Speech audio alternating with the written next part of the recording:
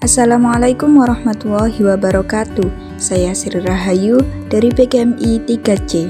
Mata kuliah kali ini tetap dengan kurikulum dan pembelajaran. Langsung saja, materi bahasan kali ini yaitu yang pertama, pengertian evaluasi, yang kedua, tujuan evaluasi, yang ketiga, fungsi evaluasi, yang keempat, evaluasi mikro dan makro. Cus, kita bahas. Pengertian evaluasi. Evaluasi dapat diartikan sebagai proses sistematis untuk menentukan nilai sesuatu, melingkupi ketentuan, kegiatan, keputusan, unjuk kerja, proses, orang, objek, dan yang lainnya, berdasarkan kriteria tertentu melalui penilaian. Yang kedua, tujuan evaluasi. Diadakannya evaluasi di dalam proses pengembangan kurikulum dimaksudkan untuk yang pertama, untuk perbaikan program, yang kedua, pertanggungjawaban kepada berbagai pihak, yang ketiga, penentuan tindak lanjut bagi pengembangan. Berikutnya, yang ketiga, fungsi evaluasi. Yang pertama, fungsi formatif.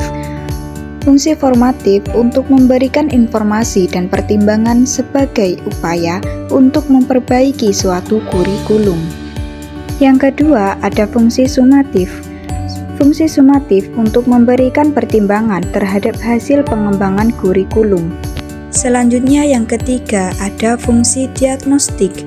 Fungsi ini untuk mengetahui kelemahan-kelemahan peserta didik dalam belajar, sehingga dapat diberikan perlakuan yang tepat. Yang keempat, ada fungsi seleksi. Fungsi seleksi berguna untuk yang pertama, memilih siswa yang dapat diterima di sekolah tertentu, untuk memilih siswa yang dapat naik ke kelas atau tingkat berikutnya, dan yang ketiga, untuk memilih siswa yang seharusnya mendapat beasiswa. Jadi, fungsi seleksi yaitu untuk menentukan ketepatan pemilihan suatu program untuk peserta didik. Yang kelima, fungsi penempatan atau yang disebut placement. Fungsi ini dilakukan terhadap pribadi peserta didik guna kepentingan penempatan dalam situasi belajar yang sesuai dengan kondisi peserta didik. Selanjutnya, evaluasi mikro. Tingkat mikro melibatkan evaluasi kinerja suatu entitas dari perspektif yang lebih terperinci, seperti kinerja perusahaan atau individu.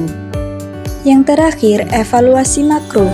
Tingkat makro melibatkan evaluasi kinerja suatu entitas dari perspektif yang lebih luas, seperti kinerja ekonomi suatu negara atau industri secara keseluruhan.